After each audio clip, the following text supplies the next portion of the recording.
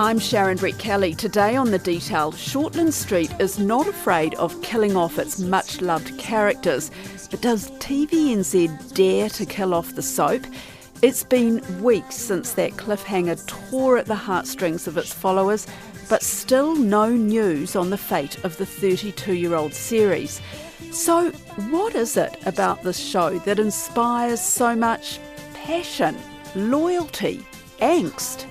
Today, three very familiar voices: a Shorty Street star whose character was killed off but has re-emerged behind the scenes, a fan who scored a cameo role. I must confess I did have a role on it once. Anna! And another fan who worries about the gap it would leave in her life. You know, I need to start doing serious things at 7 o'clock instead of waiting till 7:30. What's on at 7:30? No, nothing. My life. I see. Read a book. Oh, no. Listen to it. But Shortland Street is just the pudding. Yeah. The pudding of my day. Plus, spoiler alert, Kim Hill will reveal her blockbuster plot idea for Shorty.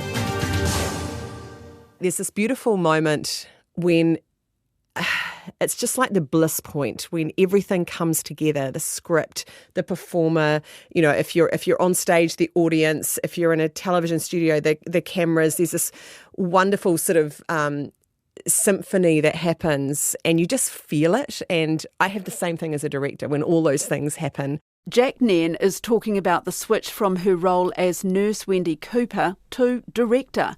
And a warning, there is a mention of suicide. I just love that feeling of when it all comes together so beautifully and tells a story in a magical way. Well, that's amazing. And so you were one of the first woman directors? No, not the first. No, not by a long stretch. But at that time, it was fairly weighted towards men in the directing team. So I think SPP were very aware of that and wanted to kind of right the balance. So basically, I've been directing ever since at Shorty and Brokenwood. Such a success story, Brokenwood. Brokenwood shows in 150 countries. It's extraordinary.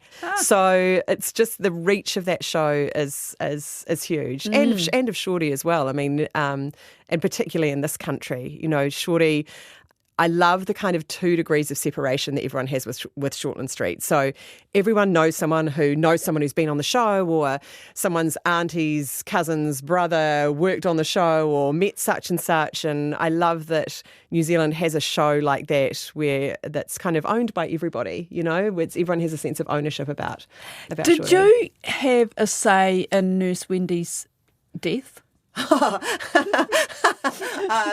No. I remember that day very clearly.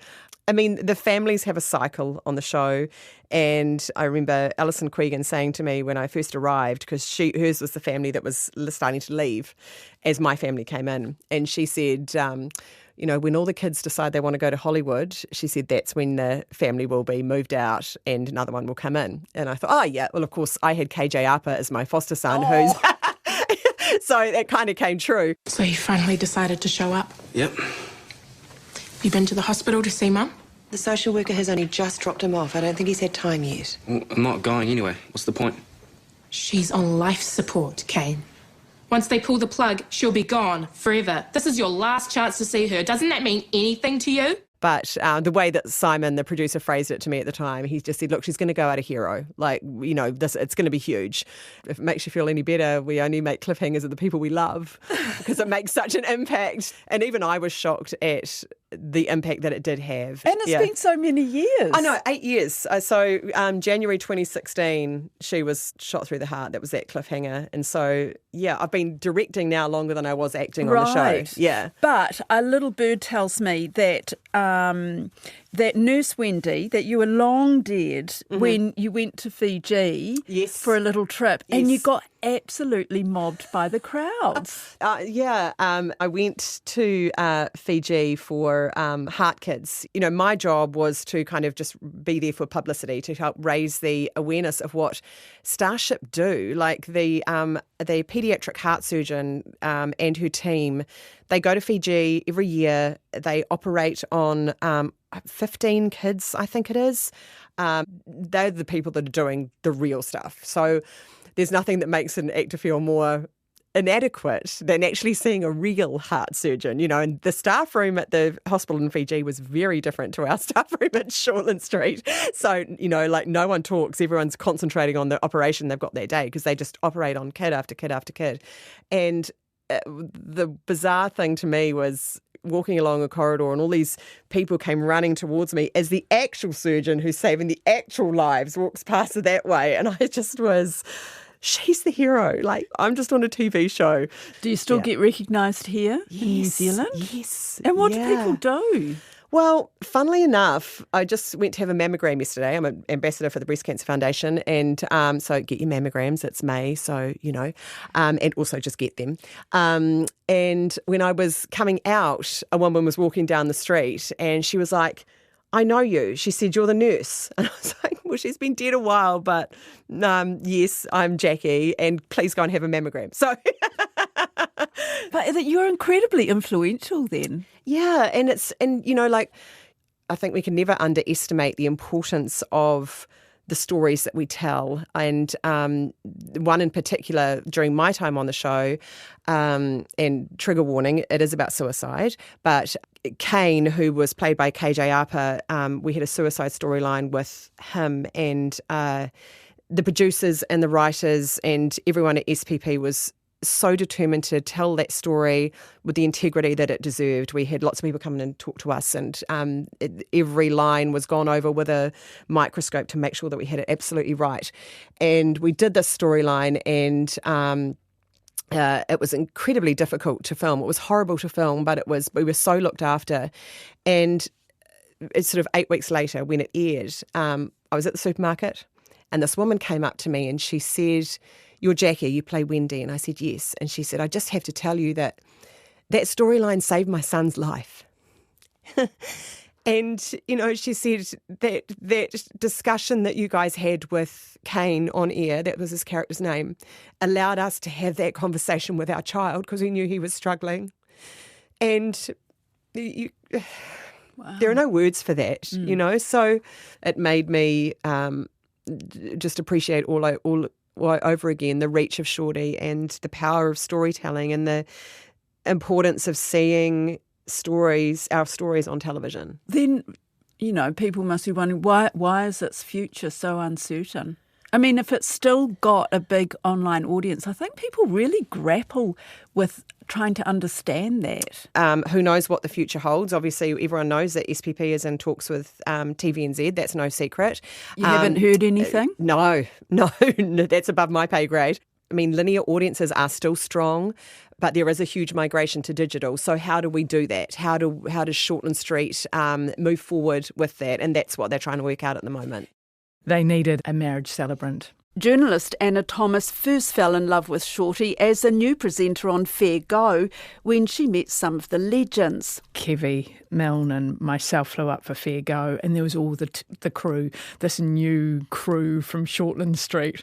And so it kind of started from there because I was interested to see, how these guys developed and to have our very own soap opera, instead of, watching the Australian soap operas at the time or the English ones. Who was in that crew? Do you remember? Martin Henderson, Angela Bloomfield, Michael Galvin. So of course, names like Martin Henderson and of course Timawera Morrison, they've all gone on to do great things. And that's another part of my interest in the show is the watching the young talent. And this really it's a training ground for them to see how they develop. When they first start, you think, okay, you need a little bit of work ropey. here. Yeah, a little bit ropey. You could do with a little bit of direction there. And they get it. So they get it from these really experienced directors who are on the ground telling them, you act this way and act that way. And they go on. To KJ Apa is another great example.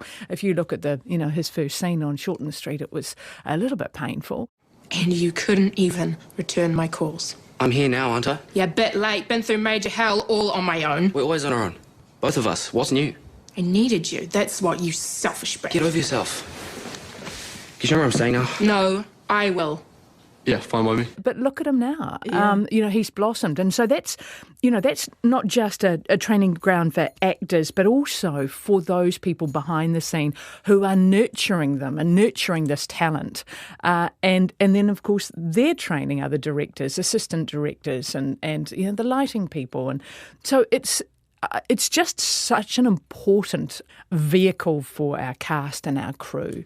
What about the plots themselves, the storylines? Well, I think personally it reflects our society. So I'm in the daily news grind and it does provide a little bit of light relief for me to go home or catch up a couple of days later and watch it on demand and see how they have dealt with an issue. And more often than not, this is, life imitates art.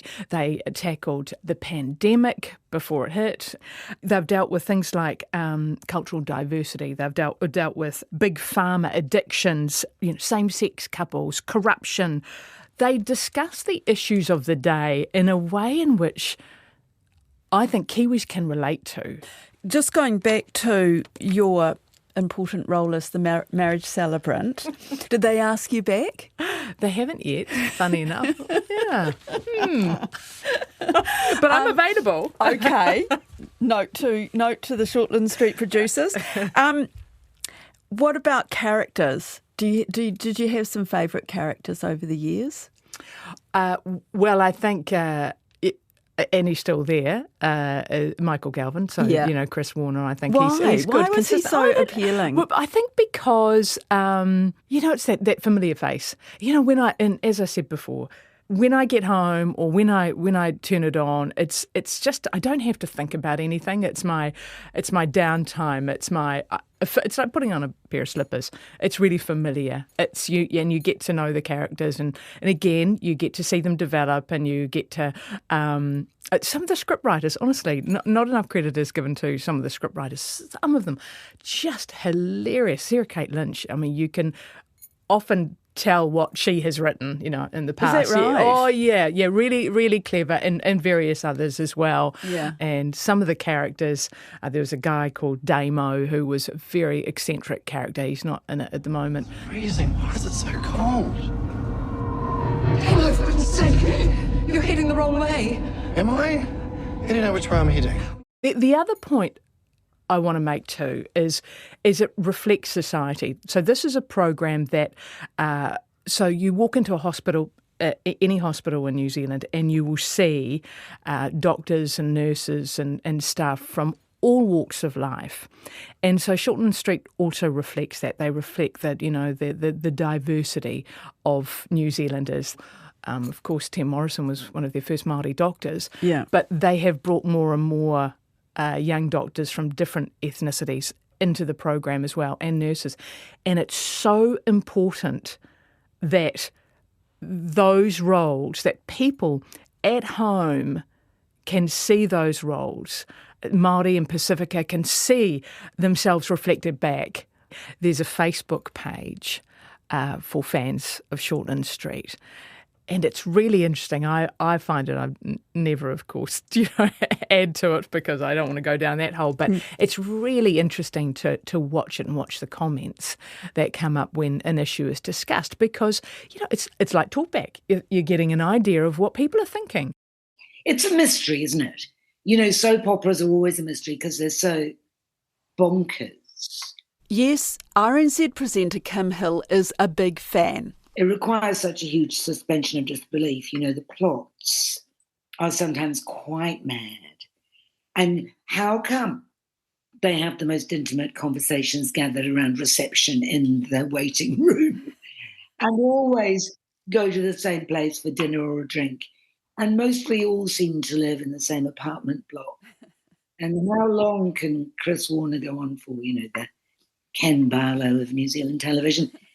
And he's now going through this ungroomed, inarticulate breakdown, understandable given the discovery that his son was not only a murderer, but not even a qualified doctor. I mean, so on and so forth. You just think, this is insane. And yet, for some reason, it's human. They're human. They're all flawed human beings. Except Monique. who's, a saint. Is she your favourite character? Monique, I think she is at the moment. But they always put up somebody who's your favourite character and then they turn them into a mass murderer philosophy. Yeah, but it's kind of interesting because Anna Thomas, I've been talking to her about it, and she says that, it is a case of art imitating life, the other way around, life imitating art. Yeah, life imitating art. Amazingly ahead of its time. Is that what you said? Yeah, exactly, like its coverage of a pandemic. Also, it was way ahead of its time on the trans issue. They had this great character called Blue. See you. Hope not. Blue? He's actually a really nice guy. He's a freak show. He keeps looking at me and trying to talk to me. It's probably because you two have more in common than you realise. Huh? Stan is transgender. He told you that? Yeah. Loads of serious issues. It's quite out there. And it does it in a relatively responsible way. I quite admire it for that. And have you had a favourite storyline, or are there too many to single out one? Too many. Yeah. No. Let me think. No. I think Boyd is a really good character because he went away and then he came back and he had all this, he cheated on his wife. And I mean, it's, you think you know a character and then they develop these secret personalities. And then you think, yeah, I could see that all along, or they have really weird characters that turn out to be wonderful. The only other person I know, I didn't know Anna Thomas was a fan. The only other person I know who watches Shortland Street is my daughter. And she's sporadic. And every so often she says to me, what happened to Monique? Or will Damo come back? We want Damo to come back, So you've got nobody that you can have, long conversations with about it. No. It's a secret life, really. Have you got a favourite actor to come out of Shortland Street? I mean, there are so many famous people in it, but I'm thinking Joel Tobeck, because you did confess when you interviewed him a while ago that you actually kissed him. I did. I mistook him, actually, more to the point. Because I had obviously seen him in Shortland Street, I rushed up to him one night, I confess this to him, at Downstage at the bar and embraced him because I thought I knew him. I mean, that's one of the more embarrassing episodes of my life. Of course, there's Robin Malcolm, who has to be the most stellar character to come out of Shortland Street. She's gone on to do such fantastic things. And she was Nurse. Nurse who? Can't remember. I can't help you because I don't watch it. I'm afraid I have to. It's terrible. No, it's not terrible. It's just not terrible. It's unfortunate because you'll never catch up. No. You can't. Well, actually, if I started watching Shorty Street 24 hours a day, we've worked out it will take me roughly 3 weeks to catch up on the nearly 8,000 episodes. And do you still watch at 7 o'clock every night? Yes. No. I am a tragic. I do. Sit down with your dinner and watch it. Oh, God. No, dinner time's way earlier than that these days. It's not as if I watched it online at a time of my choosing, I would never get around to it. Mm. But because it is on there at 7 o'clock, then I watch it as a sort of transitional moment of my day. That's what happens. But do you think it's done its dash? Oh, Lord. I mean, every 6 months you think, how can they keep going? But they do. And I don't really think it's done its dash. I mean, viewing figures are an issue. because, as you say, there are so many other things and nobody watches on the real television anymore. But it's the last bastion of I don't know, a society that joins around the fire of communal viewing, to mix the metaphor. I'd be terribly sad if it went.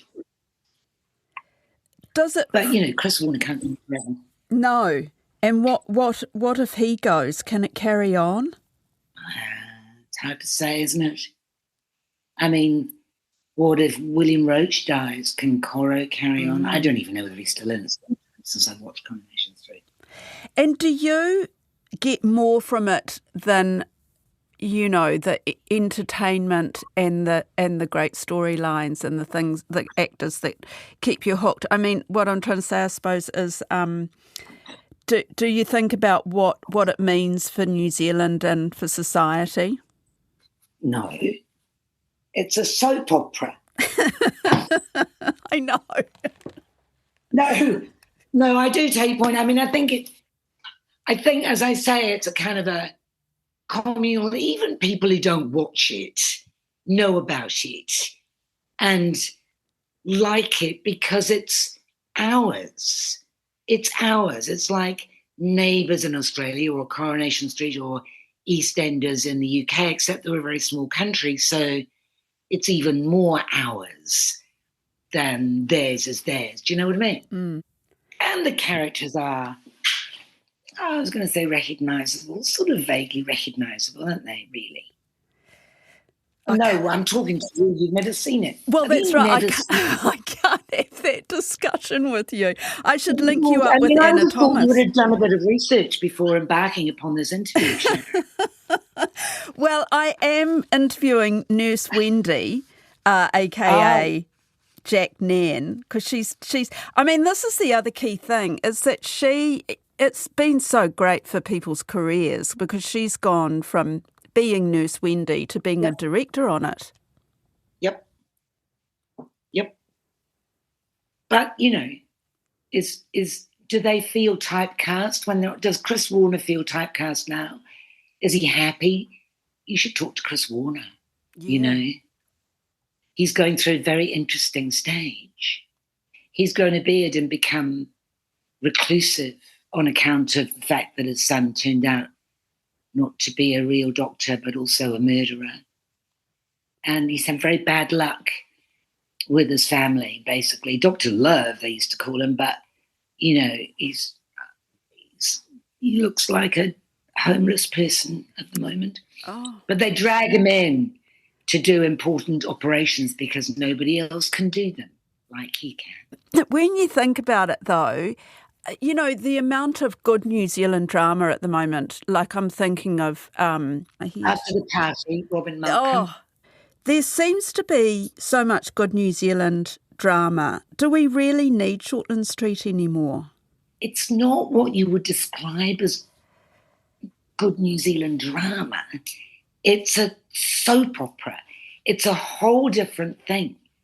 It's on every damn night for the rest of your life. Do you know what I mean? It's like potatoes.